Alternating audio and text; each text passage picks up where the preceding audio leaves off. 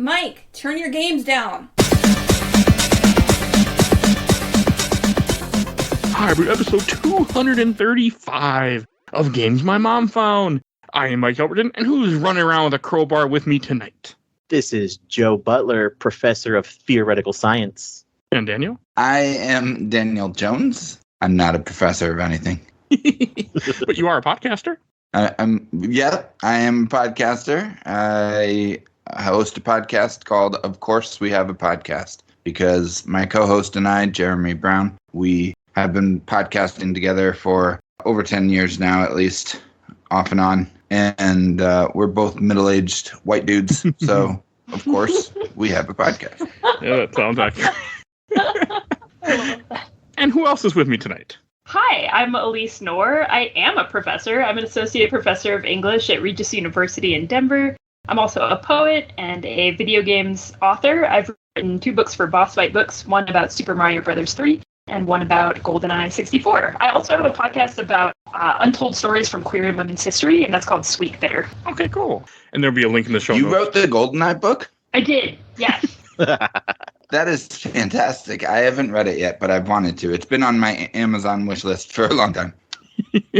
Since it came out. Me on your list. That's cool. I hope you like it. Huh? I hope you like it. I'm sure I will. And we are here to talk about a game that I have neglected to play for over 20 years. Half-Life, developed by Valve and came out in 1998. My God. So the way I usually like to start this out, I like to ask people what your experience is. So my experience with this game, the first time, I have not much before this past week. One of the girls I dated when I was like 16, and my parents, for some reason, drove my ass from Milwaukee, Wisconsin to Minneapolis, St. Paul to meet a girl. Why, I don't know. But they did, thankfully. And her brother gave me a copy of Half-Life that he burned on a CD with Half-Life, Blue Shift, and whatever the stuff was. And I remember, and I'm like, okay, cool. Never touched it because I didn't like PC gaming. And then I played it on PS2. I bought the PS2 copy, which is garbage. It is one of the only 2 games I ever traded in my life. Wow. That's what I thought about Half-Life until this past week. What about you, Joe? Funny enough, I also played this on PS2. And fun fact, you can't fucking play the PS2 version on a slim PS2. So when I bought it off of GameStop for like $10 reduce, I took it home and tried to play it, and it wouldn't work. And I'm like, is it because the disc is blue? And I had to tape the sides of the game to get it to work. And I'm just like, well, this is some kind of weird. Yeah, I don't know. I wonder if I could find it still. But it's like, yeah, if you have a blue PS2 disc and it's not running on your Slim, tape a square around the circle hole, and it should get it going. And it did. And I'm like, okay, thank you for jurying yourself, Half-Life. That is weird. Yeah. Wow. I didn't have any problem when I tried it on PS2. I just didn't like it because I like first-person shooters like GoldenEye, for example, at the time, Perfect Dark, were mission-based. I didn't like this being a continuous game where I can screw myself, essentially. Oh, I love that part of it. I do now. The reason I dislike the PS2 version is because I prefer more clean UI in games, and I think that's where that started, because the PS2 version, like the auto aim put this awful like bracket around enemies all the time. It was so ugly. I hated it. It's bad. Dan, what is your history? I have that version. So my history is similar. My sister's boyfriend at the time, who was a few years older than me, gave me his copy of Half-Life. And it was the Game of the Year edition, so it came with Opposing Force, and Blue Shift hadn't come out yet. So Blue Shift was coming out, like, in a few months, I think, by the time he gave it to me. And you got, like, a free copy of Blue Shift with it. So I played through Half-Life and blazed through it until Zen, which, yeah, I just hated. I can't stand. And then I fell in love with it. It was, to me, like, that set the gold standard, but we can get into all that. But yeah, so I played that. And then I didn't really have a great PC. So by the time 2 came out, so I played 2 for the first time on my Xbox, on the original Xbox, speaking of bad ports, and still loved it. So I don't even care. I just was happy to be able to play that game. It would be a big deal when it came to Xbox, but I never touched it. I own it, but never touched it. Yeah, and what about it's not great. What about you, Alysse? Yeah, I missed it when it came out originally too, since I was only playing console games, and so I played it much more recently as part of my research into first-person shooter history of the 90s for my GoldenEye book. I was curious how, what kinds of maybe parallel innovation was happening, or what kinds of things GoldenEye might have influenced on Half-Life. And so I'm a Mac user, and so I actually had to borrow a PC from my buddy Derek, who sort of like, he's a computer guy, so he built his own PC, and he let me borrow it, boot it up Linux, and then I'm trying to, play Half-Life through Steam on this PC with no mouse, no experience playing PC shooters. I was like, this is really hard. I don't understand how to make these W and S keys make me move around. So I got a very old school experience, I guess, and it was extremely hard.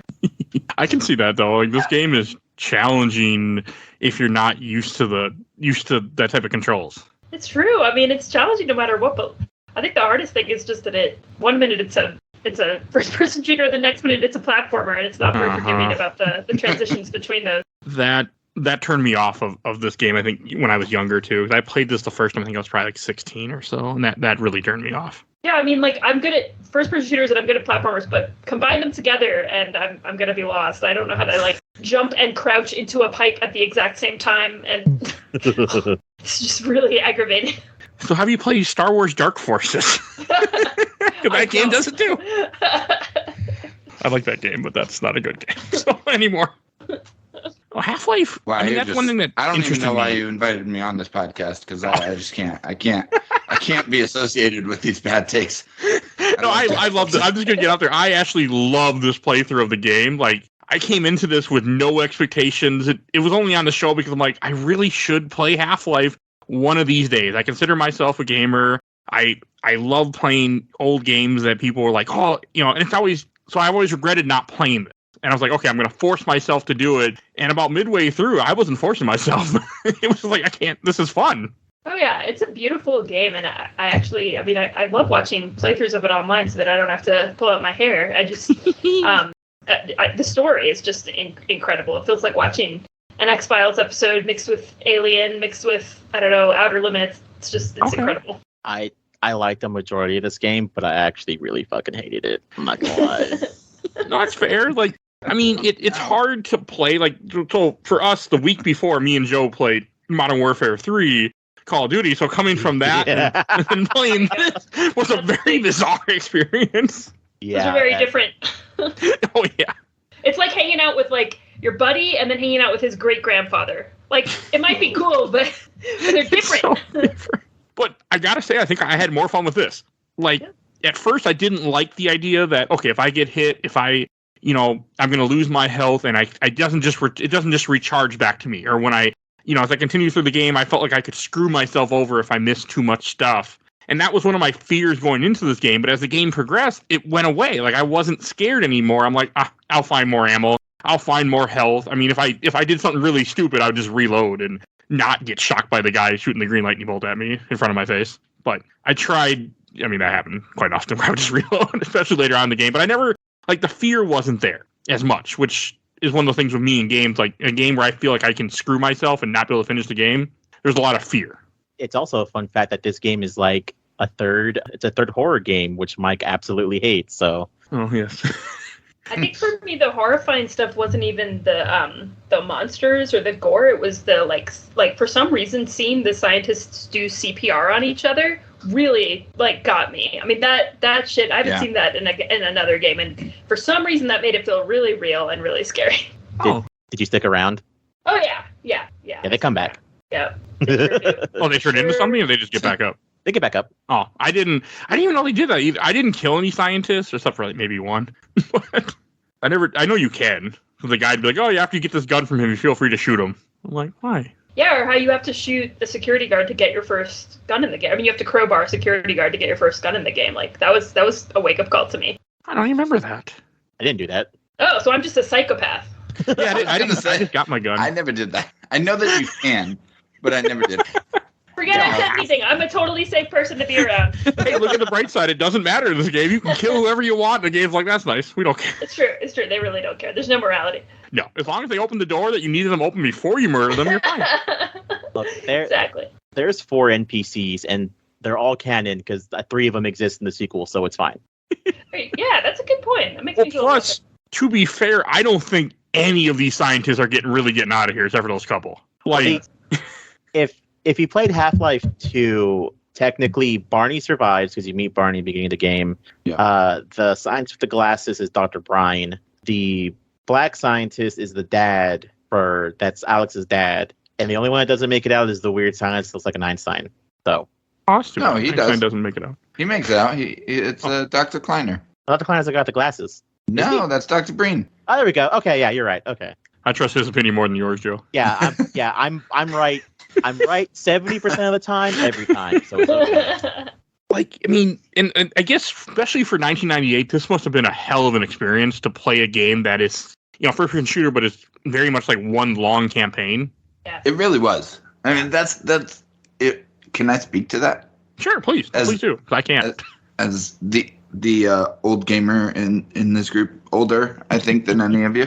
It just, I had played Doom and Duke Nukem and Dark Forces, which I loved. And I think I had even played Dark Forces 2 at that point. Unreal was almost out, or it had come out. Quake. Like, I had played all those shooters, Hexen, and GoldenEye. And then Half-Life comes out, and it was just like, I had never played anything like it.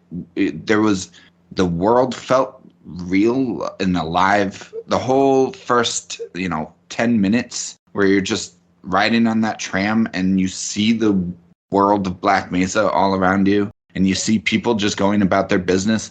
There had never been anything like that in a first-person shooter that I had ever played. And, I was still pretty young, and so I went pretty much from platformers to first-person shooters. So outside of, Metal Gear Solid and Legend of Zelda, I'd never seen a game where the world was such an integral part of it. And the seamless nature of it, the way that you do just move along and there aren't sectioned out levels, it made it feel more alive and more real and believable. It was revolutionary at the time. And I think I give the game a lot of grace because of that. There's a lot of things about it that I forgive because it was so revolutionary. I am biased because I definitely look at it. Completely fine, but I look at it with some nostalgic goggles for sure.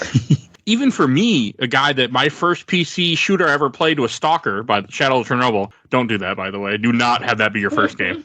Oh, that game is brutal. But so that was my first introduction to this type of world. And playing this game in 2023 for the first time, I was able to get into it and I was able to understand the controls. I didn't like jumping. I didn't like when it became a platform, but the fact that I could save whenever I wanted to, I could deal with it because I could just fix my mistake. But it's still fun. The story, I didn't give a shit what was happening to the story, to be honest. I was just like, oh, go here, shoot people, you got it. Kill alien, all right. But it worked. That integration of narrative into, I guess, what is it, scripted scenes, but that you never give up control of your character. There's no cuts. I think there's one cutscene when he passes out, but it was revolutionary since no one else was doing that. But also playing it now, it feels so refreshing because I'm so the long cutscenes get so tedious, and I'm like, skip. Yep. Just let me play the game. And so it feels so. It's just so smart how they've integrated everything, especially that opening tram scene, because it's such a nice way of showing you how fucked you are once the aliens happen, because you're so deep within the bowels of this mountain, and you know that because of how long that opening cutscene was. And there's all those ominous things, you see them doing sketchy things that whole tram ride in, I didn't pay enough attention to the tram ride because I was doing other things at the time. They're doing sketchy stuff. I was just I don't think I even looked. I think I just sat there and just let the game run. Yeah. And even after you get off the tram, you could be walking around the offices on your way to the test chamber, and there's scenes where people will be meeting in hushed meetings inside these rooms, and they'll put the blinds down or they'll close the door so that you're not hearing them or seeing them.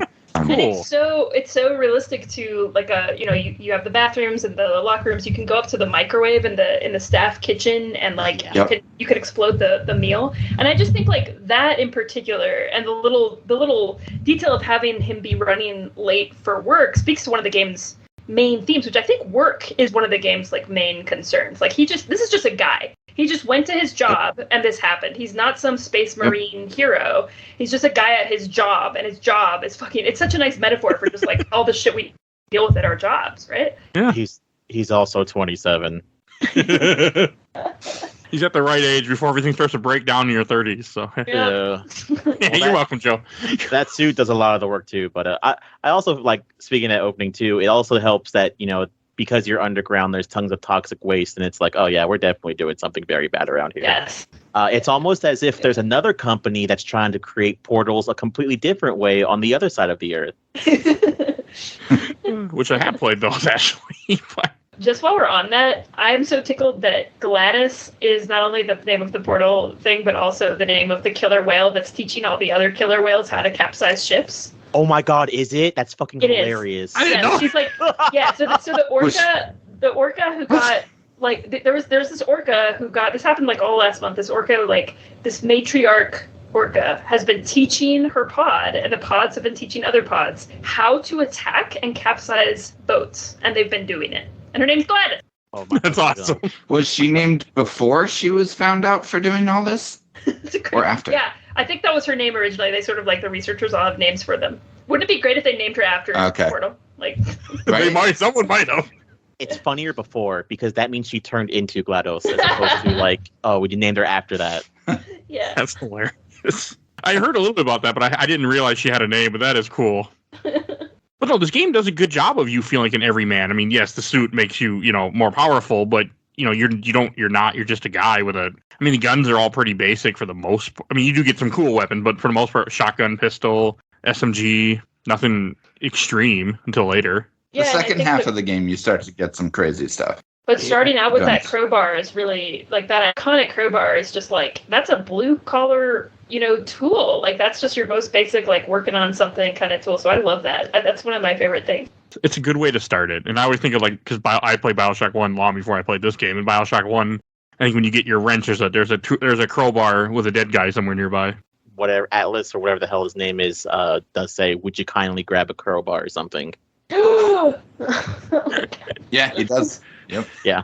Oh, that game. Definitely a nod to Half-Life. I mean, it's that one's kind of the same idea of this, except more mission based and much later. But like it took me a little while to get into this game. Like I know my first playthrough on PS2, I got to I think when you start fighting some of the military, I think that's where I quit because at first I didn't like fighting the military, but then I appreciate it because if I kill military, I get their ammo. So I was happy to fight them because then I get more ammo. We're like Hostiles or something. We've got Hostiles, right? Isn't that the name of that chapter?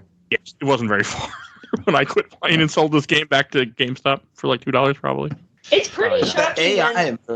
Sorry, go ahead. Oh no, I was just gonna say it's pretty shocking that like the military comes in and then the Black Ops come in to like take down the military. Like it just like it's like the enemies get so layered and just to overhear them on their walkie-talkies like having moral qualms about killing civilians and all of that kind of immersive storytelling with the military was great. Happy 4th of July, everyone. It'll come out after. It's okay. Yeah, I'll come out a few days after. And all I was going to say is that another thing about the military soldiers that always blew me away was their artificial intelligence. Like just how maybe it's not like the best our AI we've seen in video games, but it felt like the best, at least at the time. They just felt so believable. They would flank you. They would try to flush you out with grenades, and their little walkie-talkie voices that sounded so menacing and so intimidating. And they were kind of bullet sponges too. They could take a few hits. Yeah, it wasn't. Like I played this game on easy because it's me. It wasn't that bad where it was like it ever like. There were only a couple enemies in this game where I felt like they took too many shots. Sometimes I felt like some of those grunts would take more. Usually they weren't too bad, but there were a couple times they just would not die. Yeah. As the resident GoldenEye person, I do have to point out that the Valve guys, once GoldenEye came out and they played it, apparently they completely like started over and redid their AI because they were so impressed by the GoldenEye AI and they were picking up little things. And so the key with the GoldenEye AI, and then I think plays out in the Half-Life AI too, is that it doesn't have to be that smart. What you have to do is showcase it for your player so that it seems smart to them. So things like the walkie-talkies, right, or doing CPR, all of that just makes them seem more alive. Right. smart at all. Yeah, because they did seem smart. Like, you know, I forget. I mean, my only issue with this game is I didn't have subtitles because I love subtitles because I like to read what's happening. Are subtitles on this game? No, not that I saw. And I looked. Probably, I believe it because it was 1998. So yeah, they didn't like subtitles in those old games. I mean, I get it. They're like, hey, you got voices, you don't need subtitles, but I need subtitles. Does Black Mesa have it? No. I think so. I'm pretty sure. Who on this call has played Black Mesa? I have. Okay, I've played through half of it, and then I just got to surface tension or something like that, and I was just like, okay, I'm good. I enjoyed it, but it's not the same. Did you play the half of it that had Zen added before or after? So yeah, I didn't get to Zen, but I've seen a playthrough of the whole game. I've watched it all, but I just haven't played it all myself. Yeah, but fun fact about that game, when it first came out, people were really excited for the ending, and then the game just ends whenever he jumps in the portal to go to Zen, and they're like, they're like, the fuck, and they're like, yeah, there's not enough time. That's why the game did its early access. So just deal with it. I think like a year later it came out. Listen, personally, when I was younger and I played Half-Life, my headcanon for many years was just, it ends after you jump in the portal. He just escapes that way. And that was like, it just transports him to New York or something. I would have been okay with that. And that's personally. it. I did not like Zen that much. I was just like, there is no Zen. What Zen? Zen? Before Zen, you don't fight a ton of aliens either in this game, I feel like. I mean, there's some, but it's mostly just military men, which is fine. I mean, they're sprinkled around, but I felt like I fought a lot more military than I did aliens. I feel like I fought approximately 1 billion head crabs. Those fucking things. Those are the bad ones. Yeah, that was rough. The head crabs weren't as bad for me. There were some other little, like, I called them a flea. I don't remember what they were, but they were little things that ran at me and would, like, piss me off. My favorite creatures. My favorite creatures are the I think I called them or I heard them called the puppy peepers or something like that. It's the little animals that or the aliens that like scream and send out shockwaves. Yep. Oh, the things that look like a dog got their head cut off? Yeah. I like them. They're not in the second game, yeah. But I also wouldn't pay a lot of money, but I'd pay money to get one of those head crab plushes that you can put on your head. They're pretty cute. Well, I'm sure Amazon has you covered if we Google it. Well, Valve came out with them. Valve used to have a bunch of stuff for this game, but then I don't think they do anymore, just because people don't sell stuff and all that stuff. Well, they don't make games either, so yeah, sure. Well, they don't need to. Fun fact, because we were talking about a little bit earlier, when Black Mesa came out, when they were making it, Gabe Newell's not a bad person, and even when he found out they were making it, he's like, "Hey, you guys don't have to hide this. You can, we'll even put it on Valve if you want to, and if you guys are missing any sound recordings or you guys need models and stuff, I'll give it to you." So there's always that. Yeah. If only Nintendo could take a lesson from that, huh? Don't even get me started with that. I know. I don't want to. We do it enough in the show. But no, that's cool. I mean, they seem like a really cool company.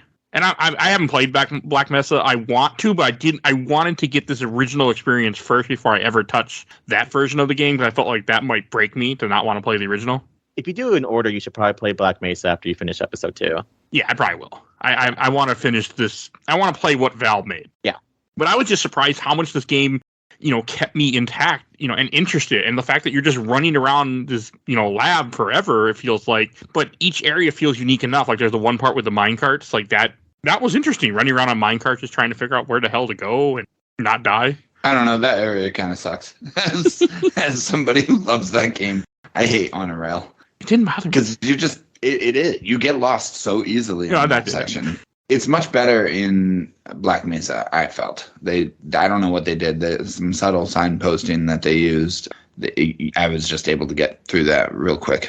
I also don't think I think it was midway, maybe an hour in, when I finally figured out you could break crate for items. Oh. But I'm also notorious. Like when I played Resident Evil 4 for the first time, I learned you could break crates when I was on the island. So yeah, it happens sometimes with me where I'm like, oh wait, you can get stuff out of these. I did have to wonder about the minecarts, the other huge game at the time, the Donkey Kong Country, which has so many minecarts going on. I was like, are they bringing this platformer aesthetic into this first-person shooter survival horror game? Because it's giving me this game really made me think of Resident Evil.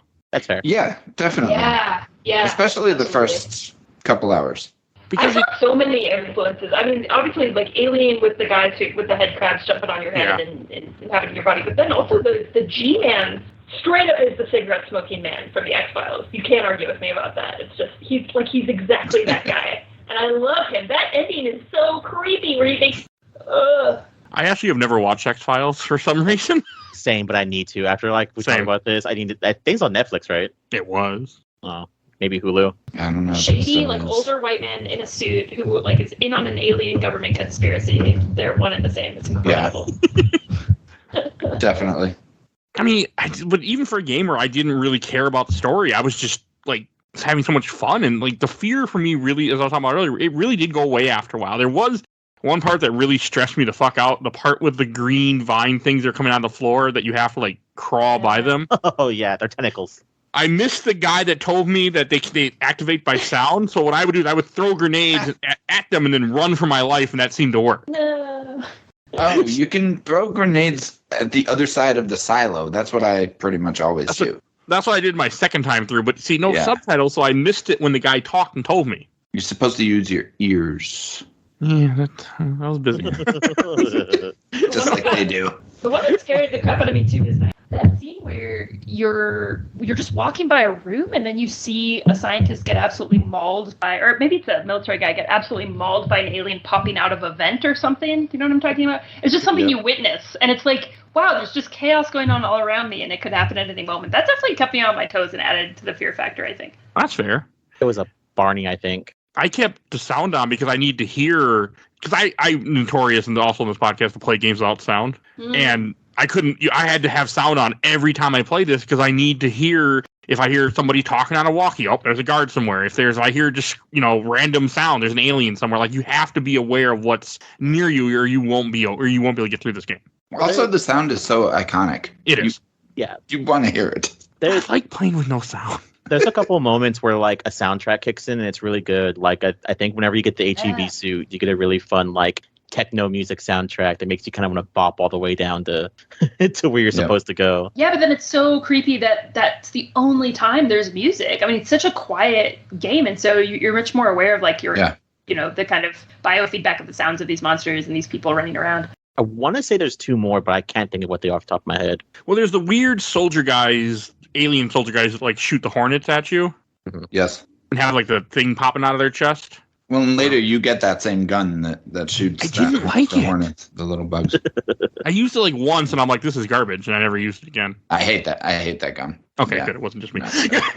My favorite gun is the Ghostbuster gun. Alysse, do you have a favorite gun? It's a good-ass weapon.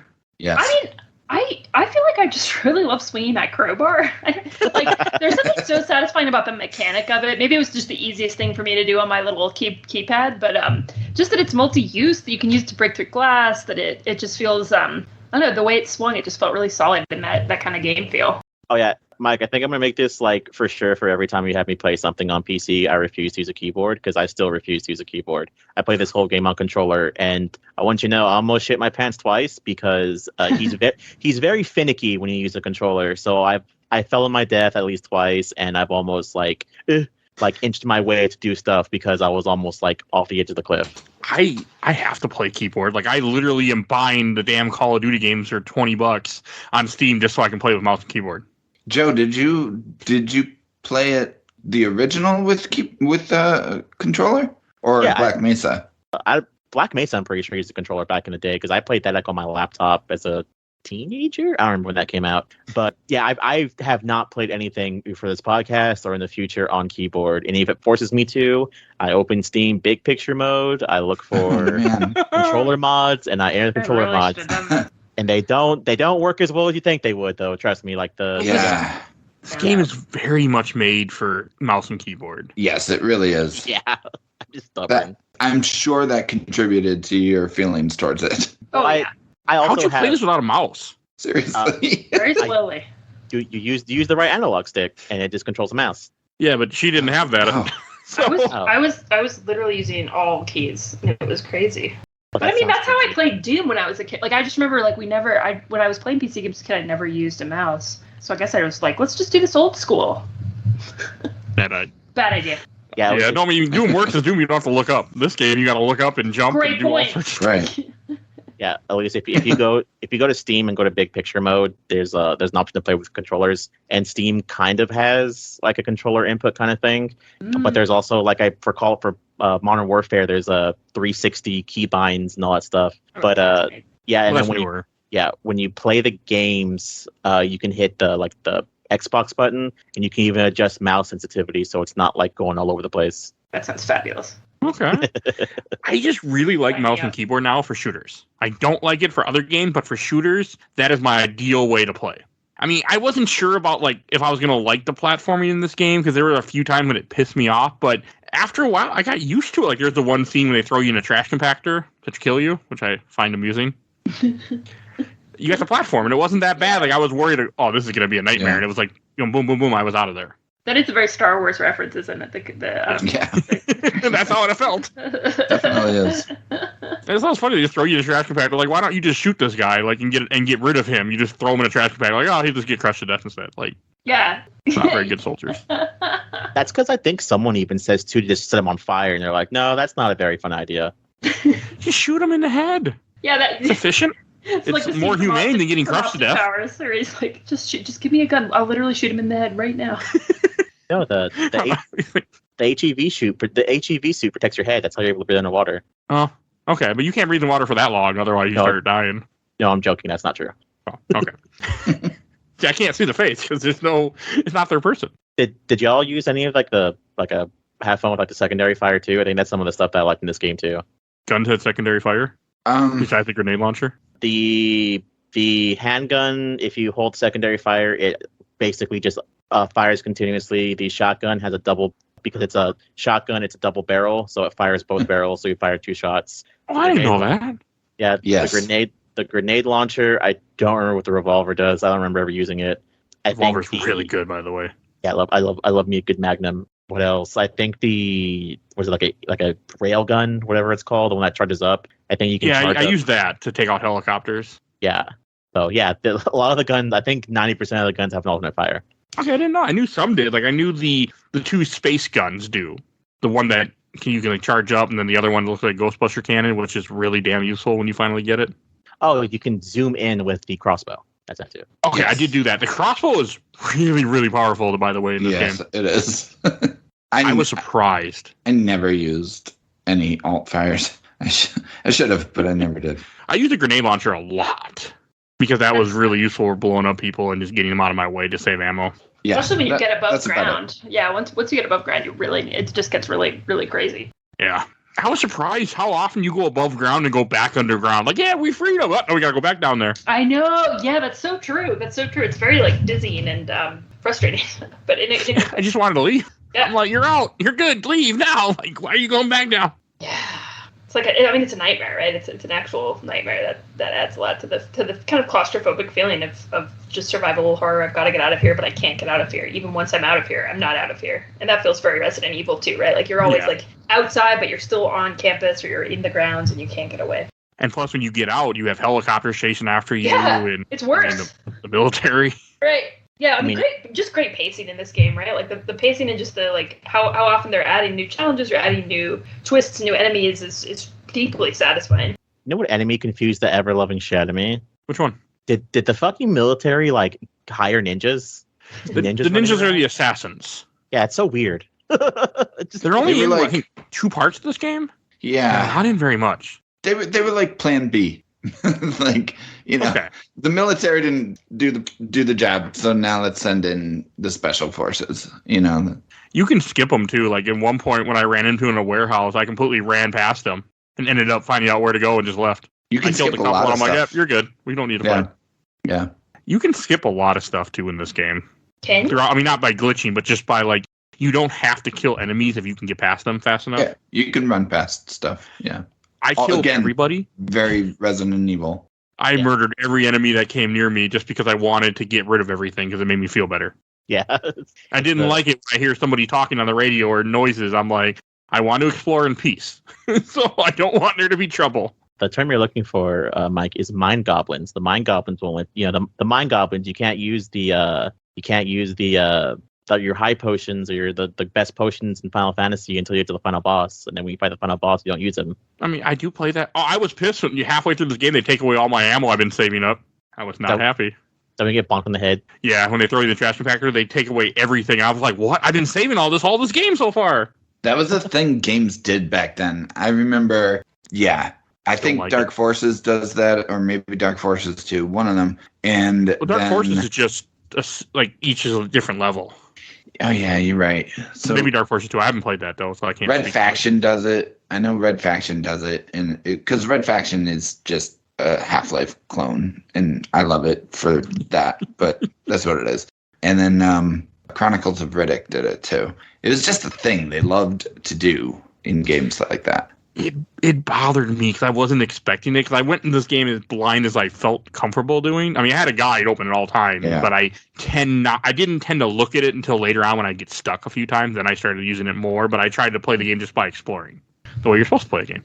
So, and for the most part, I was able to figure out what to do. There were just a few times where I was just I'm very unsure and I need to look up, confirmation, hit this switch, move this here, and this will do this. Because there were a couple of I got lost in the freezer for a while. I couldn't find the way out of the freezer when I was in the earlier in the game. It is crazy to think back to that era when we just we couldn't Google things, we couldn't look things. So if you were playing this game when it first came out, I guess you could buy the official strategy guide at Best Buy or something. But would they even have had one, or was that just a Nintendo thing? They would have. Brady Games was around, so I think there would have been a guide.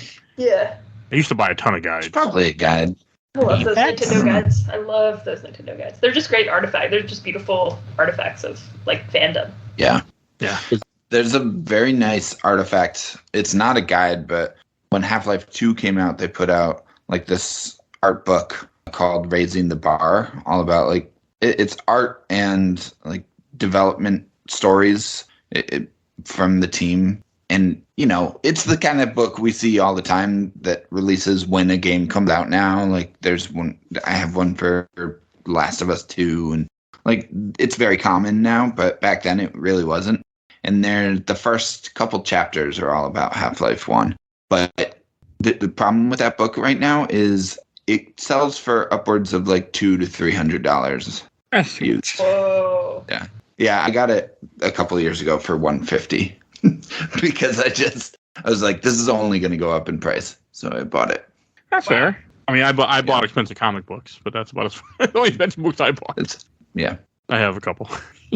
That's definitely my most indulgent retro purchase. But hey, I mean, if it's something that this game means a lot to you, I didn't even know. It wasn't until I posted for comments and questions that you're like, hey, I love this game. I'm like, come on, let's.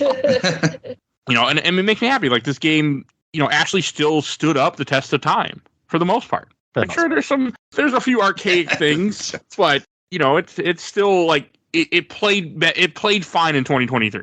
I was able to play it and beat it and enjoy it without cheating, which I almost did. Well, I think what really shows that it stood the test of time is that it still feels innovative for me. Maybe the visuals look a little dated, but the immersion in the gameplay and the storyline and the pacing all feel really innovative, which to me is really, really hard to find in a game that became something that so many first-person shooters copied and were inspired by. To still feel surprised, hanging out with my buddy's great-great-grandfather, I see where he came from, but you're really cool. You're actually still dope. You can still throw down. Is just such a lovely thing. I mean, that's how you're engaging with a real work of art. Yeah.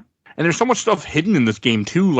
I felt like I needed to explore to find extra ammo, and I liked that. I actually would try to, search around and look for anything I could find, just so I could get more ammo, more equipment, more health. Yeah, the lore, how much lore is still out there. People who have played every single game in the series, and there's still unanswered questions about, who the G-Man is and what everyone's doing. That is a great way to build fandom and to build addiction, is just to explain less. And so there's people out there with Half-Life tattoos. I get it. It's a cult classic for a reason. I totally get that. For me. No, you're fine. I was gonna say go ahead. Okay, sorry. For me, it really was all those little things that they did not say that made it so appealing to me, because there was so much left to my imagination. And I said in my comment, Mike, since I played it, I remember making up kind of backstories for characters, and then for the last like 10 years I've been toying with like a screenplay of it. I've never written a screenplay, but this is like my practice run.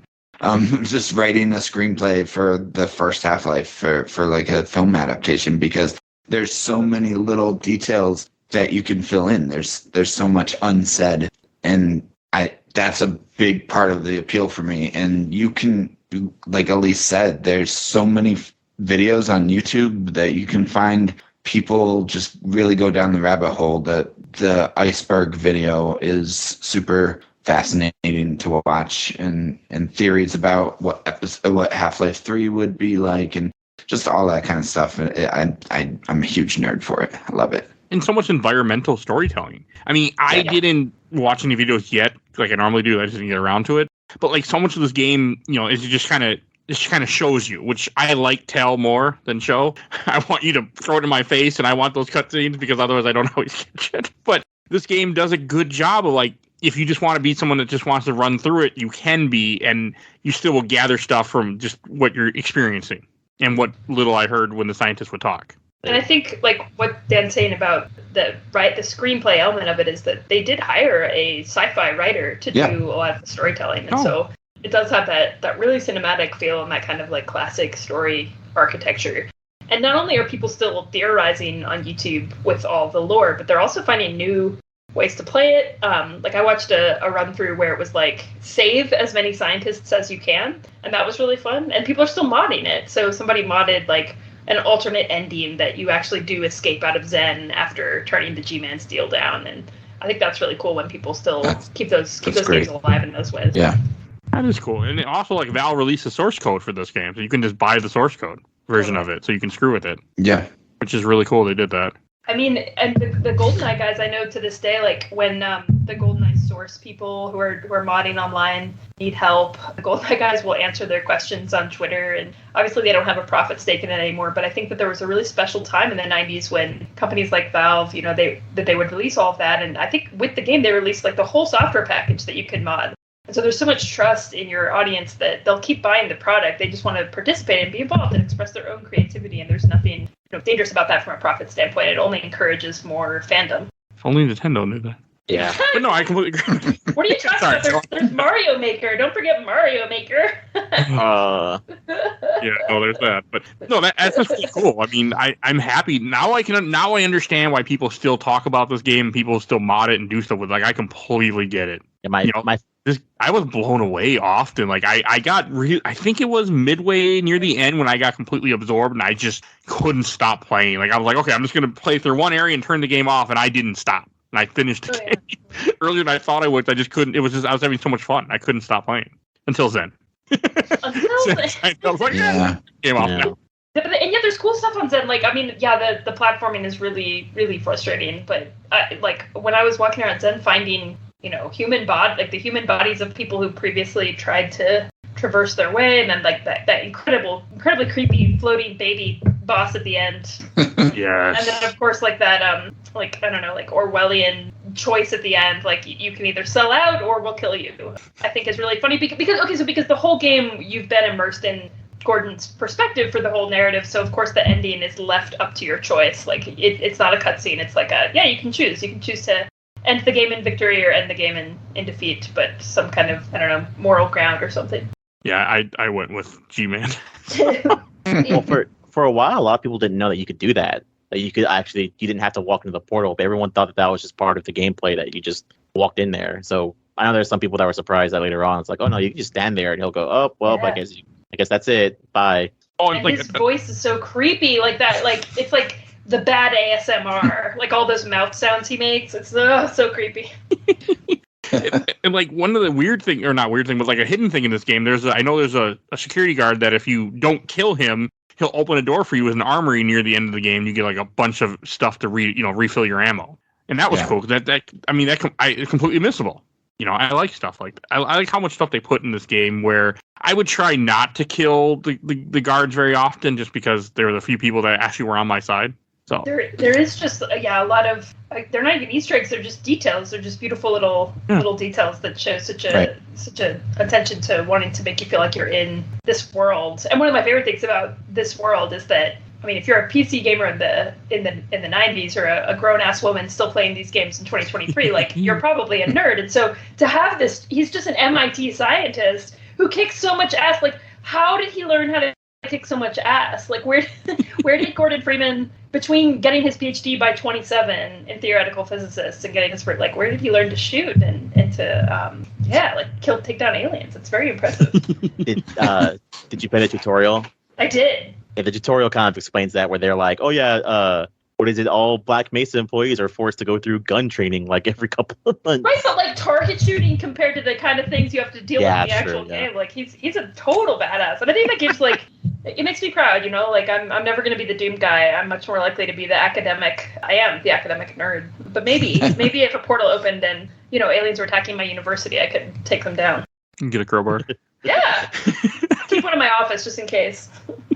I have a master sword in my office. Does that count? Ooh, even better. That's my basement. My basement's my office, but close enough. So it's near me. So.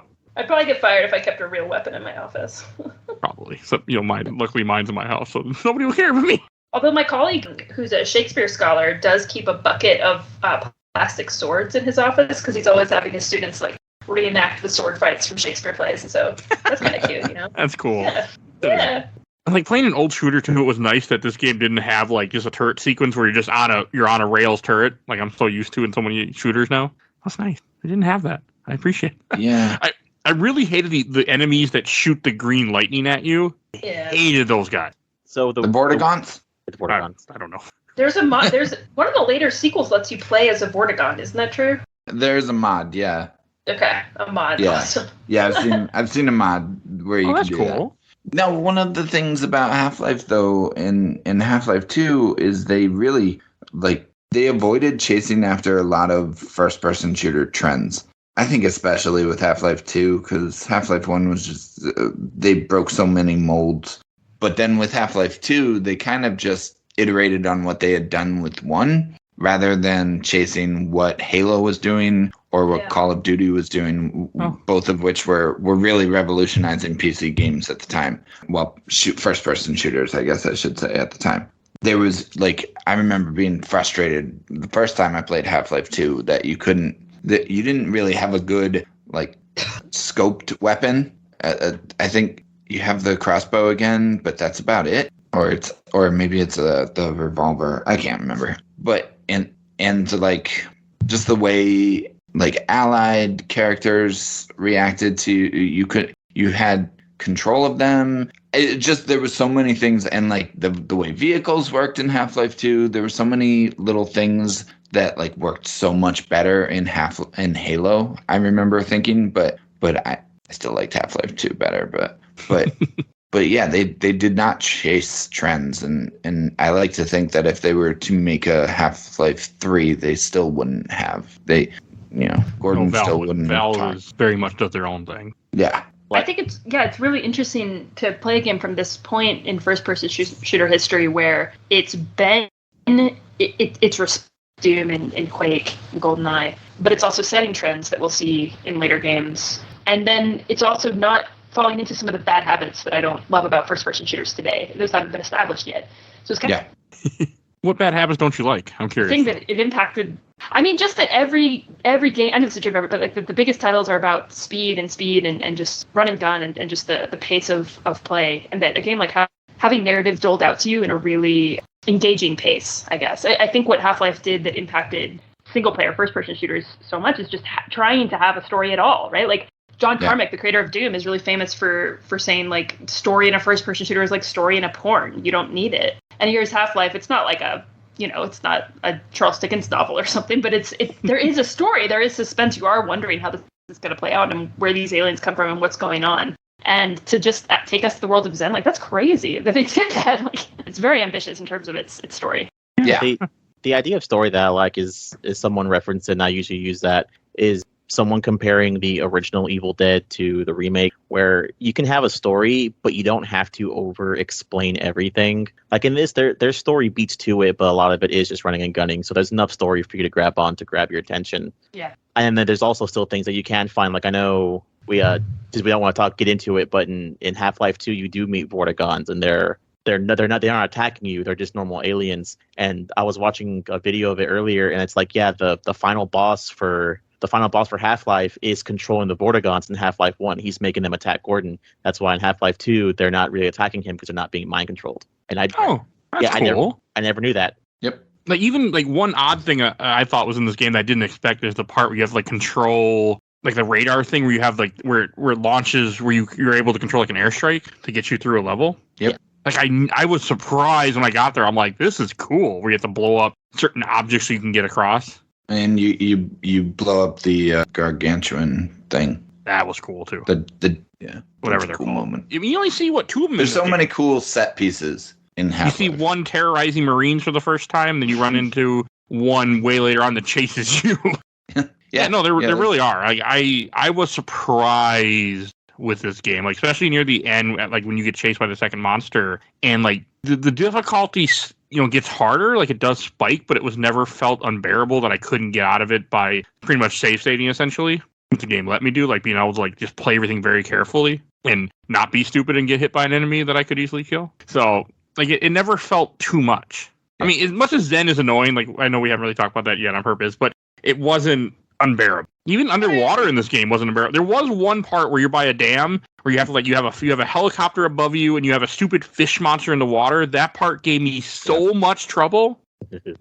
Yeah, I can't be the only one. It was terrible. I was like ready to cheat. I hate that part. Yeah. Okay. It was. I finally blew up the helicopter barely by wasting all the ammo in my charge gun, and then I killed the fish. I don't even know how the hell I killed that fish, but it was miserable.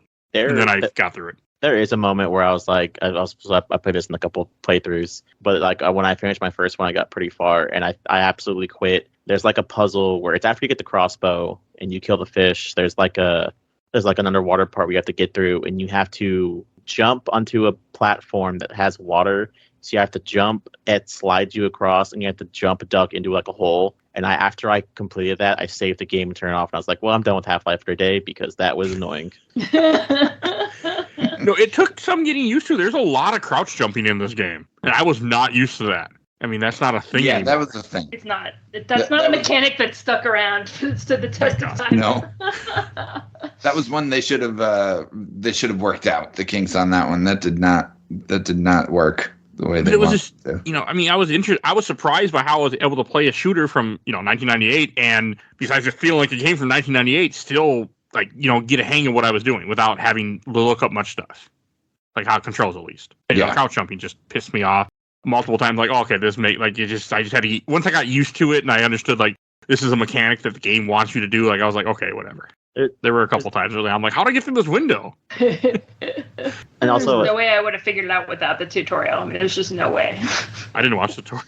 I skipped it. Good for you. Good for you. There's another thing. We're talking about AI a little bit earlier, but I kind of have the game playing in the background for like the 3-minute full game or 3-hour full game walkthrough. We're talking about AI earlier, and the enemies also fight each other too, because there's moments where like the army is fighting the aliens. And I completely forgot about that. That is really cool. Oh, okay. Yeah, you do see them fighting each other. Mm-hmm. It's nice because, I mean, it again adds to that feeling of immersion that the world is not revolving around you and your experience. You're immersed in this bigger world where this ongoing battle is happening and shit is hitting the fan, and you're a very small part of it, right? You're not trying to save the world. For most of the game, you're just trying to escape. And then you're trying to, shut down the experiment, I think so, yeah. Except you go in the experiment near the end of the game. So one of the interesting things about Zen is that, and I thought a lot about this as I was trying to write the screenplay for this, is what is Gordon's actual job? That's a great question. Because to me, what I've always kind of thought would be really interesting is if his job was just as a kind of an expendable Zen explorer. Because you see those, right? Yeah, when you go to Zen, there's these people in the HEV suits there, and they're dead. And the people who run Black Mesa know these scientists go to Zen and die, and they just keep sending them. And my thought was that, like, my idea is that, like, maybe Gordon was supposed to go there and he would have died when he went there, maybe, you know? I love that headcanon. Yeah, well, that makes sense when you think about there aren't that many HVAC suits. Nobody but the dead people and you are wearing HVAC suits. Right. So that would actually make sense. Like, you know, you were someone that was going to go over there. I mean, you were in that room where they're doing some kind of experiment. They also specifically say they're trackers in the suit. So if they know they're dead, they know they're dead. And I believe when you die, the suit like screams out a bunch of stuff too. So they know you're dead when you die. Yeah, it does. I saw it a few times. And if you're Gordon, like, wouldn't you maybe have a little bit of resentment towards your employers? Maybe he doesn't know that that's what he's supposed to be doing, but then he finds out, like, you know, that for me in my story version of it, that's what happens. Like, he finds out at like the third act, start of the third act, like, I mean, oh shit. That would fit. It would fit this type of employer. Like, I'm sure Umbrella didn't tell people, hey, we're going to kill all of you when you guys get done, okay? Like, right. I'm sure, and it definitely, I mean, within just the first game, it feels like a huge reveal that he wasn't aware of, that they have these specimens and that they've made contact. I love that. Oh, yeah, because isn't one of the levels you find a bunch of, like, the aliens in cages and stuff, right? Yeah, I didn't think about that. Right. Yeah. It's a big shock. Yeah. I want to watch this screenplay, Dan. Well, I'll have to keep working on it. This is giving me motivation, so I appreciate it. When it comes to, like, weird stuff that I didn't catch, I wouldn't have caught without reading the guide. There's one part where I had to, like, push a box underneath so this drop down item would hit the box and go back up so I could laser through the wall. I could not I was like, what the hell am I supposed to do, until the guy told me. I mean, there's cool stuff like that. I mean, again, that's just PC gaming, right, from this era kind of thing. Maybe. Dan, does your Gordon Freeman have a ponytail? Because there's one of my favorite things. My Gordon Freeman is. Go ahead. He's more like Nick Cage in The Rock. I was gonna say because I used to see a bunch of like prototypes of the models, and the prototype Gordon Freeman model has a ponytail. I think that's funny. So. Also, how the hell did we bring up The Rock 2 episodes in a row now? What was the last one? Because it's the best. The one you were on, Modern Warfare 3. I talked about shoving balls in their mouth. That was Modern. Yeah. Well, is Modern Warfare 3 the one with the prison and where you come up through the showers, or is that's 2. Modern Warfare 3, they have a chemical attack, and we were talking about nerve gas. We don't know what it is, but it made me think of The Rock nerve gas. That's a scene stolen right out of The Rock, in the Gulag. Oh yeah, 100%. Yeah. I think I mentioned that when we did 2 off. Another thing I thought was interesting too, which is I feel like very much this era type thing, is how many buttons I had to press in this game to make things happen. Yeah. Yes. I like that, but I'm not used to it without it being like a big glowing thing where the game's like, go press this. Like there's none of that communication to you. It's just, you have to go, this is a button, this makes sense, press it. Yeah, everything's diegetic. Like even your health, you get it off of packs on the wall, and I like that. Yeah, it's great. Hey, I like this game. I did too, and I came into this game not expecting to like it. I went into this game thinking I'm not going to have fun, but I need to do this, and I had way more fun than I expected. Even with the weird platforming at times, like even when I had to jump over pipes that are trying to kill me, like I was finding a lot of fun, and I felt there was enough health things around, enough armor things around, that even if you played stupidly, you could still get yourself refilled and have enough to stay alive. And I think that's a testament to this game design too, is that, I mean, I try to play very careful when I play shooters like this, where if I was to lose like 50% of my health, we're reloading and redoing this fight. Like, because I didn't want to, play stupidly and end up where I couldn't beat the game, even though I had the cheat codes and a tab in my phone in case things got bad. So I was prepared. I always look it up and figure out if I can. Like, if I can get through the game without, we're not going to cheat. But if I need to, we're cheating code. Like, doesn't matter. I as a father, I have no problem with that. I mean, I do it. I mean, every game I play, I save state and do stuff. There was one really confusing part near the end where you had like the teleporters. You have to like jump around and teleport, and then like I had to keep redoing it. I didn't understand what was happening. When he's teleporting to Zen, or it's before Zen, is when you're trying you're working on like trying to get the guy to activate the generator. Yes. To get to Zen. Like big tubes. Yeah, I got really confused because I think I had to jump on a different angle or jump on one of the different sides. It was really confusing me. Yeah, I didn't like it. But the guide warned me. It's like, yeah, have fun. That's where I had to look up the video to see what the video did that I was doing wrong. Yeah, I used a lot of video help. Well, thankfully we can. So Yeah. well, it makes sense. It's like, oh, the guy told me go up here and jump into the last one, like, which made sense in a gameplay wise. And all of a sudden I teleport back to the beginning. I'm like, I didn't do anything. I didn't press a button. I didn't open a door. Like, I didn't. And then the guy's like, oh, yeah, then you're going to go here. And I'm like, but I didn't go here. And then I realized I think I had to jump in through a different door. The doors had numbers and they would take you to, depending on what side of the teleport you jumped into. It was weird. It took a little bit of finessing until I understood what the hell was happening. For sure. For sure. At least you can save whenever you want to. So even if you have issues, you can get through the weird jumping puzzles. And I appreciate that I could do that. Yeah. Yeah. So it made the game. I mean, and again, this was the PS2 version. I'm sure saving was horrible, but here it's just fine. Just click. Yeah, well, I wasn't worried about having 100 saves because this is an old game and I'm playing on a modern computer, so I'm fine. Because I never saved over a save. I just kept making more saves because I didn't, in case I screwed myself over. I could always get back. That seems wise. That seems really wise.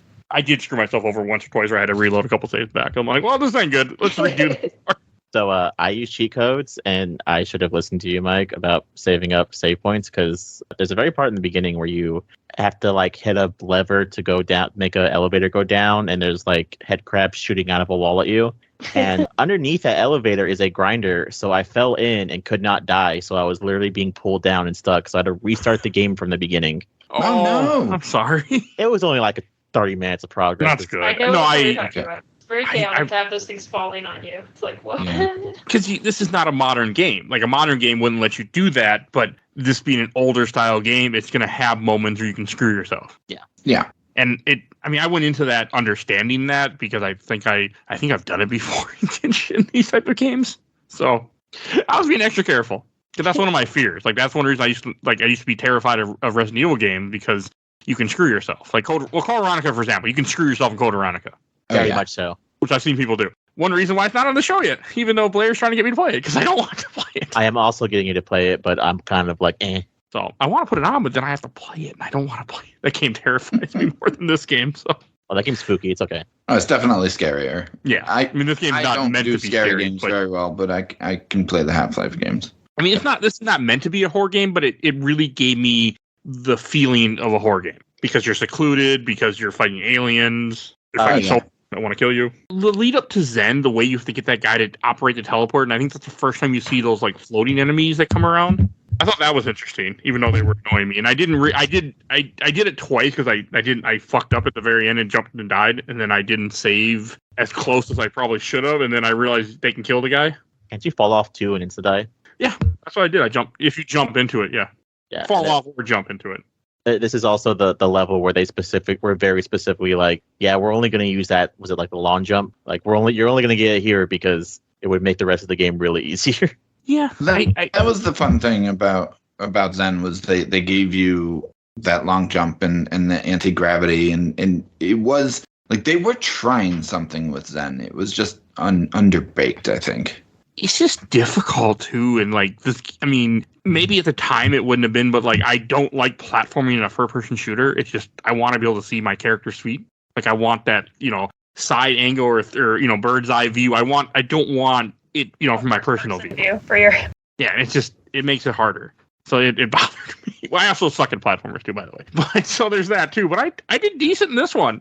I could barely do the platforms in the tutorial. I mean, I could barely complete those. So I was like, this is going to be trouble. Well, it's because you were playing with the wrong controls too. So. That's true. What kind of keyboard do you have? It was just like a pretty standard like Dell PC keyboard, which it works fine for things like Doom or Quake, but this is a much more complicated game with platforming. Yes, but it's just. It feels so weird to have platforming in this still, but I just wasn't expecting it, I really wasn't. Well, I mean, why would you? You shouldn't. Well, surprise. I was gonna say because I have like a 60% keyboard and I regret it. I need to get me like a little bit bigger keyboard, and that's pretty that's the real reason why I don't like using a keyboard for first-person shooter games, because the damn thing is missing like half the keys, or I have to hit like another key to hit specific keys. So I'm kind of like, yeah. Mm-hmm. Yeah, you need a better keyboard. I mean, I have a laptop keyboard. The only thing it's missing, it doesn't have a numpad on the side. But other than that, it's a full keyboard. So it's good mine enough. has a numpad. Man, I have not had a good PC to play games on since like 2003, 2001. I don't even know. The last game I played was Unreal Tournament, the first Unreal Tournament. So that tells you. So since then, I finally got like a decent gaming laptop a few years ago. But the thing has like, I don't know, is this the way gaming laptops are? The mouse track, the trackpad is offset to the left. It's centered under the keyboard, but it's just not where I want it.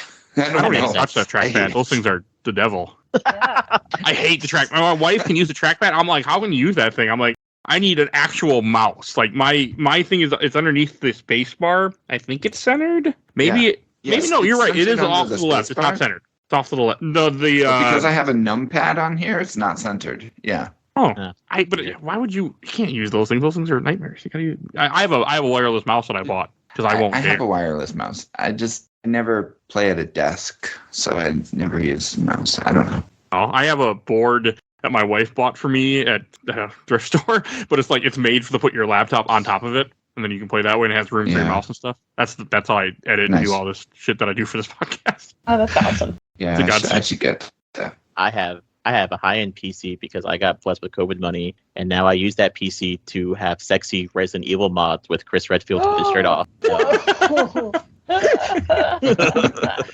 That's probably the way to play Resident Evil 2. Oh, that game. Yes. That game fucking terrified me. Talk about a spooky game. Oh, speaking of spooky games, right back around. Alysse, have you played Half-Life 2 by chance? No, I have not. Now I want to, now that I've played Half-Life 1.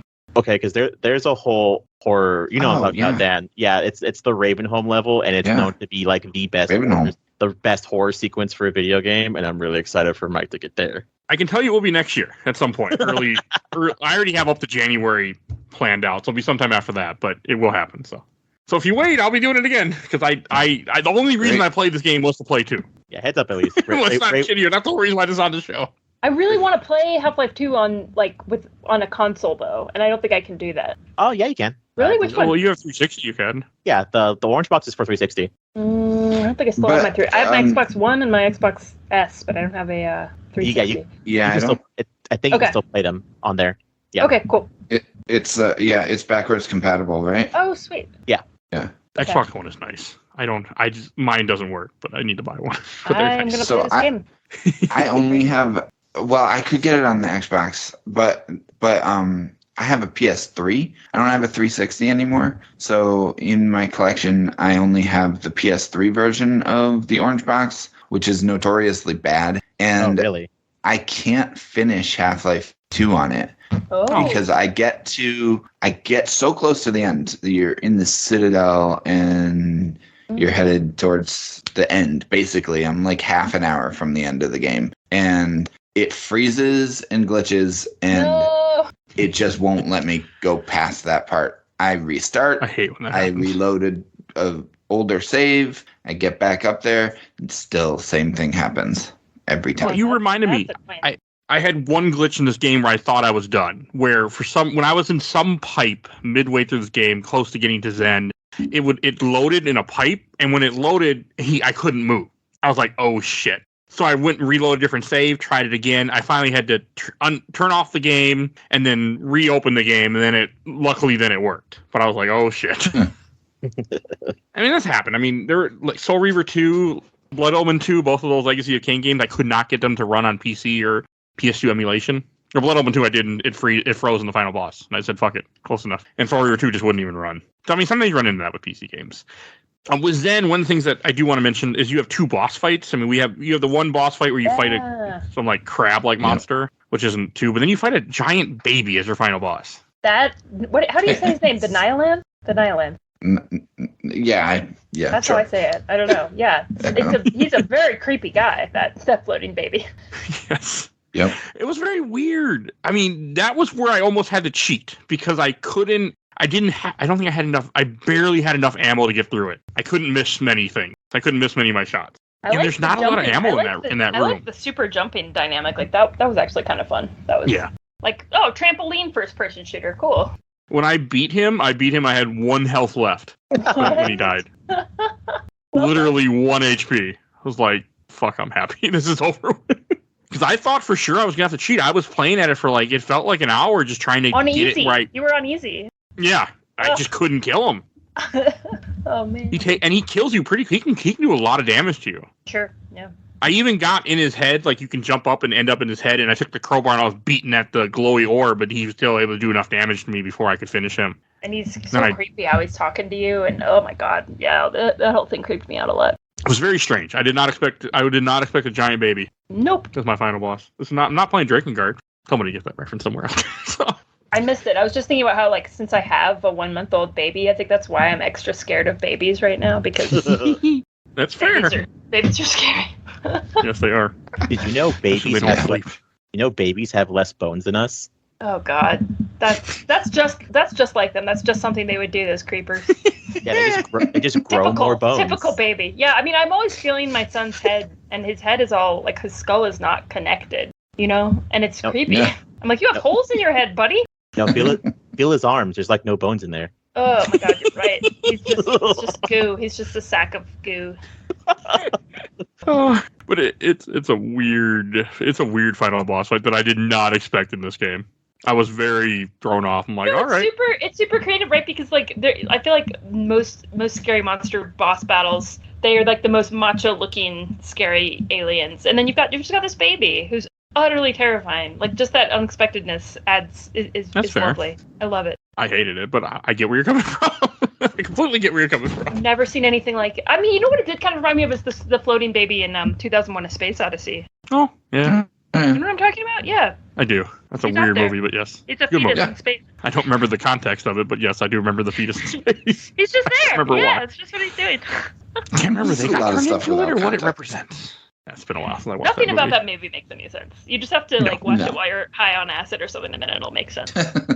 Hey, I mean, that does make... I just watched Rogue One while I was high on edibles, and it made Rogue One even more interesting, so... Really? It works. Good to know.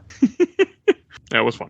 Any last thing about to say about Half-Life before we go on to questions, comments, or memories? Anything we missed? I'm sure I'll get to stuff that I got way more than I expected. All right, let's see. From the official Leisure Time community, we'll just start here. From Dave Heen, friend of the show. I remember back in early 1999, a coworker got a whole 500 megahertz Pentium 3 and an ATI Rage Pro and brought his PC to a friend's house. We played Half-Life all night. Good time. Oh man, Pentium 3. I remember that. Every memory. From Mark Choice, the OG Steam game, boot up the compact PC, install from CD-ROM for an hour, Steam account, okay, whatever, just get to the game already. 20 plus years later, still using that Steam account. Wow. That's fair. I mean, yeah, we haven't even talked about how this game came out before Valve had even made Steam. If Half-Life hadn't made it big the way it did, maybe we wouldn't have Steam. Maybe we wouldn't get to return half the games because they won't run correctly and they glitch and they are absolute garbage. I really do love Steam. As a guy who said I would never go digital, I went digital. I think it's because I'm a shitty Mac user that this happens to me, so I take full responsibility. I apologize, Valve, on behalf of myself. I haven't had any issues with Valve games. Just the Legacy of Kain stuff, but that's also notorious for being shit. Yeah. Also, the ROMs are shit too, so that's saying something. I think it's because we trust Steam.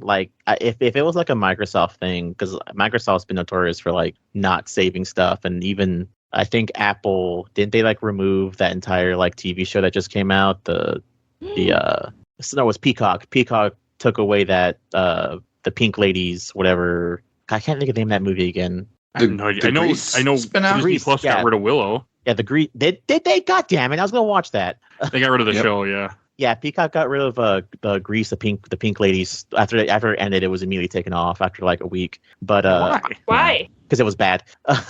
Still, you created it, you already paid for it. Just leave it on there for a bit. Yeah, right. but I think it's because I do trust Steam. Steam also has been notorious for if the company wants to take off the game. I forgot what it was recently, but they took off the game. But if you own the game before they took it off, you can still download it from Steam and play it. So yeah, same with Microsoft. Yeah. Xbox did that, I think. That's nice. That's really nice. I think. Yeah, I mean, if you bought it, it shouldn't go away. Mm-hmm. Right. It just doesn't need to be sold. I mean, there's so many rights issues, but also Steam usually tries to announce if stuff is going to leave. Battlefield Bad Company 2 was going to get taken off, might already been taken off, and I bought it as soon as it went on sale because I was I already own it, but fucking, I want it on Steam. Okay. And a couple, let's see, another one I'm going to read from Pete Schul. If you have the chance to play the expansions, they're both fairly short and fun. Valve even released them in a timely fashion. To me, it's one of those games that almost difficult to describe the impact of it because it influenced basically everything that came after it. 98 was just an amazing year for PC games in general, too. Mm-hmm. Right from Dan Devine, you absolutely need to play Black Mesa. It finally finished, and it's one of the few examples I can think of a great fan-made remake. I do want to now. Right from It John. is great. I'm very interested. From John Silverman, I just played it for the first time a few years ago, and wow, I loved every second of it. Right, and then from Stefan Bonatis, the itchy sore section scared the shit out of me and made me hate underwater sections and first person games forever. I'm not sure. That's like the fish thing that I was talking about earlier. Yeah. Okay, that is fair. That was horrible. And then I watched the entire Orbital Super Replay group from Matt Clark. My question is just, why did you play the original instead of Black Mesa? Because I wanted that experience. It didn't feel right playing Black Mesa first. Well, I was actually going to answer that too on here. Oh, feel free. Yeah, no, Black Mesa is technically like it's not the same game. There's stuff that they've taken out and updated and all kinds of other so it wouldn't be right to play Black Mesa as a replacement for this because in essence they are two very different games. Plus, I needed this. As a gamer, as more of a podcaster and more of I consider myself kind of like a more maybe I don't know what I'm looking for. Historian, I was going to say that doesn't sound right, but I want to experience games like the way they were made, especially ones that are genre defining, like this one is. Like I felt this had to be experienced in my life with a PC. Yeah, that's fair. I appreciate that. Yeah, because like Joseph said, Black Mesa is not the same game. It's a reimagining of it, really, in a lot of ways. I can't remember the name of the university too, but there's one of those universities that's like a leading source for game studies. They have one of those labs where if you want to go play test one of the really old games from the 70s or 80s, you can play it on the original hardware, on the original television set from that time, just so you can fully experience it. That's cool, because sometimes that helps. It's very important, I think. Yeah. I know I was at some video game exhibit at some point. I ran into it at a museum, and I remember they had Shadow of the Colossus there. You could play in a PS2. That's cool. That game deserves it. I love that game so much. I did it for episode 14. Too. Yeah, I need to redo it though because the first episodes are bad of the show. Have you seen this? You know what? I want to cover it with you, Mike. Have you seen the screenplay? No. That script is so fucking bad. It's hilarious. All video game movies. A screenplay for Shadow of the Colossus? Yes, it's very Final Fantasy. Like the Wander is very Tidus from Final Fantasy X. It's really bad. It's really bad. I need to look this up. Yeah, go look it up. I think the guy that found it reads it, and it's just really bad. Okay. And from comment from Zach Zek, I have only played part of it on PS2 after the Super Replay released. I got lost in the level and was thinking about using the Super Replay as a guide, but I never did and still haven't beat it. I'm sure that wouldn't be... I'm not sure how they play, but knowing them, it wouldn't be a very good guide. They're usually idiots when they did those Super Replays, even though I love them, but they were idiots. And from Here's the thing, if I had played this game just a couple of years ago, I don't know that I would have loved it. That's right. But playing it in 1999 when I did, it was just such a formative experience. There was just nothing like it. So it's really, really hard to relate to people who didn't play it until more recently. Mm-hmm. For me, it still holds up decently. Right. Other than the fact that I was running out of ammo on the final boss fight and didn't really feel like there was a good way for me to get more, where I felt like I could almost be locked out. There weren't too many things that really bothered me. Sure, platforming was annoying at times, but it was, with save states, it was doable. Yeah. I think it's cool to be able to hear both from someone who was there when it came out and from later, because to me it's like, the first time you see Casablanca, none of us were alive for that. So how does that, does that story still make an impact despite our movie technologies being really different? Is it just a solid work of art? And for me, Half-Life is absolutely that. It sounds like so many of these comments you've received are about people playing it for the first time and finding that it stands up. I'm not sure that's true of GoldenEye, to be honest, as much as I love it. I'm not sure if I had played it for the first time now, I would love it. You don't listen to my episode. Episode 10. The one guy did not love it who played it for the first time. Yeah, it's a bit of Have you played it, Alysse, have you played it on Xbox? I tried playing it on Xbox and I tried playing it on Switch, and the controls are not right. Even when you reset them, even when you fix it, the way you're supposed to fix it so that it can be, it just feels weird. Now I still have my N64 and I can pull it out and play it on the N64 controller, and it feels very natural. But like, if you give a modern gamer an N64 controller, they're going to be like, "Excuse me, this must be a joke." Like, so I played GoldenEye on Xbox. I played it on Switch also, and having to configure the controls on the Switch just didn't work for me. But on the Xbox, I found it to be really accessible and fun. I even was able to play multiplayer for a couple of hours with my nephews, and they're 12 and 9. What do they think? They loved it. Oh so my God. We had a blast. That makes me feel better. On some Xbox. hope for GoldenEye. Not with an N64 controller, because like you said, nobody I don't should think play they with an N64 controller. No, GoldenEye was the first game to allow dual analog sticks. If you played with one controller in each hand in solitaire mode, totally natural, right? Totally natural. I actually have a USB N64 controller that I use whenever I go back to play 64 games or 64 rounds for this show. Such a relic, isn't it? It's just a delight. I don't like to pull it out unless I absolutely only those situations I'm like, I gotta have this janky thing. You guys know the controller was designed for Super Mario 64. Like, they didn't even have in mind like this would be useful for literally any other game. They were just like, this game. I 100% believe that. That's fair. Yeah. Unfortunately. So yeah. I completely can see it. Nintendo, what do you mean Kid Icarus is breaking kids' fingers on the 3DS? That makes no sense. I still have yet to play that on 3DS. I really want to, I think. One day. It's not good, is it? I heard bad things. I've not played I don't know. And from Curtis Majors, though I remember playing it when it came out, made my dad buy a whole new computer because it barely ran on our current system. I was traumatized by the head crab zombies, but I loved it. Oh.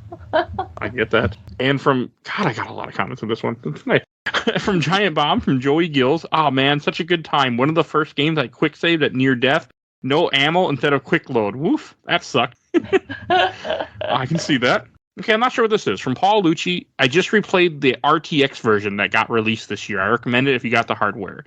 I don't know what that is. Me neither. There is a, I'm surprised when that was brought up. You can play the, so there's Half-Life and there's Half-Life Source. You can buy Half-Life Source, and then someone made an HD mod for it. Yes. I'm not a big fan of it because it's really shiny. It's really shiny. Mm. Yeah, it is. Oh, okay, that's cool though. I think it's all those RTX things are novel. Sure. But I never actually want to play a game that way. Oh, ray trace. That's why. Okay, now I know. Yeah, ray trace. I'm looking it up right now. Wow, that does look interesting. Yeah.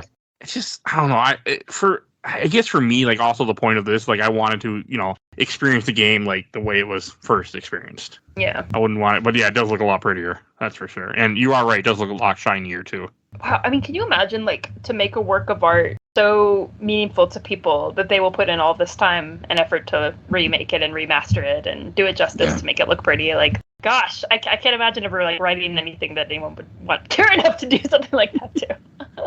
I thought you were going with that weird joke of like making something and then making it look different. And I was made that joke about that woman who like repainted the Jesus painting and it was completely derpy. Oh no. Yeah, there's always someone, right? Yeah. And from Andrew Lean, playing this game in its heyday and the various spin-off and mods was such a great time. The engine eventually brought us things like Team Fortress and Counter-Strike, which still have an active players today. It was widely considered to be one of the greatest games of all time and still is. I get that now. Yeah, absolutely. And last comment on Read from the Valve Games posting group that I just randomly joined to post this. From Frederico Algray, I went to a technical school, so it was mandatory to have computers for studying. That was in 2013. My classmates, students from other grades, and I used to play Half-Life LAN during recess. We were about 20 people sitting on the benches playing it in Crossfire. Wow. Okay. That's adorable. I can just picture that. I forgot this. I mean, I forget about, but this would have been a big multiplayer thing, too, for people. It's just weird to me because I guess I'm not a multiplayer guy at all anymore. Like, I don't want to play anything multiplayer. I just want single player games only. So I forget because the original just had like a multiplayer like deathmatch thing, didn't it, Dan? No, well, yeah. So yes, it did. But okay, I don't think it was very popular. I never really played it. It was the mods that really became the big thing for Half-Life. Okay. Yeah. And what is the canon? Team Fortress and say what now? What is the canon ending? That where you work for G-Man, or is that I'm assuming? I'm not sure. I think so because that's how Half-Life 2 starts. Okay. Right. Yeah. Yeah. So the canon ending is you go through the portal and he's like, wow, I'm so glad you decided to make this choice that was entirely your choice. Right. And laughs his weird mouth sound laugh and haunts my dreams forever. That's the canon ending. Because, I guess the idea was they were using this portal to essentially, use the aliens to fight for them or something of that nature? It's confusing. But yes. Well, so there's actually, the canon's kind of been retrofitted for the first game. Okay. In that, the G-Man is sort of a third party, but there's this intergalactic war or interdimensional war between the Vortigaunt race and the Combine. And the Combine are enslaving the Vortigaunts, and the Combine are actually in control of that baby at the end. That baby is a Combine baby. We just didn't know it in the first game. It's, like I said, it was kind of retrofitted. I don't know if that's true canon or if that's fan theory canon that I've just absorbed in my brain, but I kind of like that theory. Okay. I do too. I mean, I know the Combine are the big villain in at least the beginning of 2. I don't know anything about 2. No, they're the big villain in the second game. Okay. I know very little about 2. It's always been on my list to play it. Okay. Yeah. It's confusing. Yeah. No, that's fair. All right. And before we go to Shelf Stacker Box, I do want to read out a Steam code because I have tons of them. I need to get rid of them. So today we're going to give away, let's see here. Okay, let's give away a good game for a change. Celeste. I have a Steam code for Celeste. The code is 6KRKEXG37YJXOED. I think it's an O. Or try 0. See what works. Because I can never guess. I can never tell with those. So there's your Steam code for Celeste. All right. Awesome. And actually, one thing I forgot I want to say, this is because Portal takes place in the same universe, correct, for Half-Life? Yes. Yep. Yeah. Okay. I played Portal 1 and 2, so that's my more introduction to this, but I definitely doesn't Portal 2 make a comment about the Black Mesa scientist or something? She makes a comment. Black Mesa's name dropped in the song in Portal 1 at the end. There is in one of the offices that you can go through at the end of Portal 1, I believe it shows that they are competing against Black Mesa for portal technology. Okay. Been a while since I played Portal 1. I played Portal 2 twice for this podcast so far. Portal 1. And then in Portal 2, when you go underground in Portal 2, there's a ship down there that you can find that says Borealis on it. Which is the ship that they were looking for at the end of episode 2 that they were getting a mysterious signal from, I think. And episode 3 would have been them hunting for this mysterious ship, Borealis, that held the key to this interdimensional war. Okay. We're never getting episode 3, are we? I don't think so. No. I don't know. That's not what Half-Life Alyx is at the end of the game. That's what I'm asking. Yeah, is that considered the third game, Alyx? Yes. Yes. Yeah. So Half-Life Alyx completely changes everything in Half-Life canon. It almost it restarts the whole Half-Life 2 story over without getting into spoiler. Okay. Yeah, I don't know if it was Gabe Newell, but someone did release what would have been the script for Half-Life. I don't even think it's Half-Life. It was Mark Laidlaw, the writer. Yeah, I don't know if it was Half-Life 3. It might have been Half-Life 2 Episode 3, but I think all the characters are gender swapped, and that's how they were able to release it. It's a parody, apparently. He just he just named everything different. It's actually not called Episode 3. It's Epistle 3. Okay. Yeah, all the characters are named differently. That's all. Okay. I mean, that makes sense to get past copyright. Yeah. All right. Let's go to our last segment, Shelf Stacker Box, and I'm going to go first. So I came into this game, as I said, with no expectations, and I left having a great time. I probably won't play this again just because, but I love what I played, and I can't believe how much fun I had with a game from 1998 that I had no nostalgic for. And a first-person shooter, not my favorite genre. And I absolutely loved it. Going on the shelf, and I'm so glad I finally played this game, and I can say I beat it. But what about you, Joe? I was going to put this in the box, but us talking about it reminded me that I did have a good time, and I shouldn't be such a butthead about it. But I'm not putting it back on the shelf. I'm not putting it on the shelf because I do think you should at least play this game once. So I'm going to stack it. So it's going to go on the stack. Recommended for people who've never played it. You should play it. But if you played it, it's enough for me. No, that's And what about you, Dan? Definitely on my shelf. It'll always be on my shelf. I play it every couple of years, and yeah, I've said enough about how much I love it. So, all right. And what about you, Alysse? I think I would stack it. I mean, I don't have that personal connection to it that's so meaningful it would go on my shelf, but I did enjoy it enough to want to play Half-Life 2. And just for the posterity and for its significance on gaming culture and legacy on first-person shooters, I don't think I could possibly put it in the box.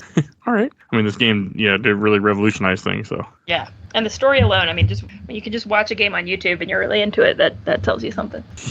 That is fair. Yep.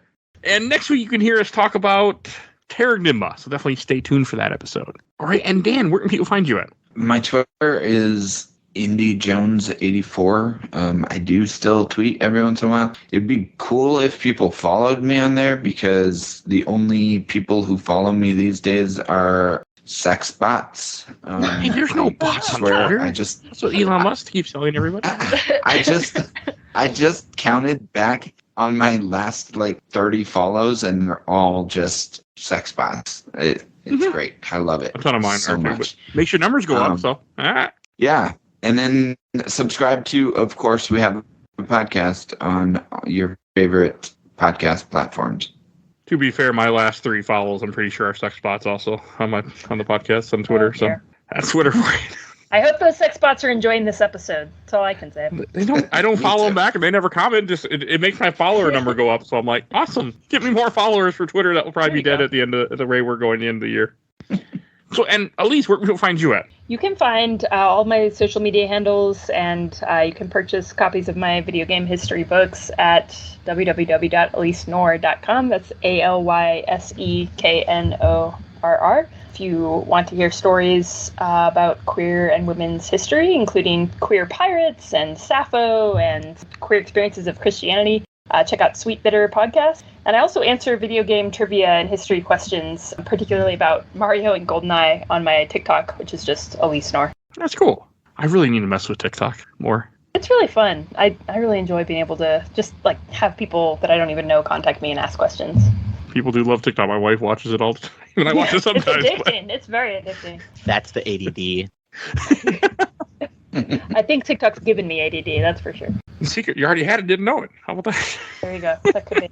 And if you enjoyed this episode, you can go listen to over 450 other episodes, almost 500, I think. Very, very close to the point you're hearing this.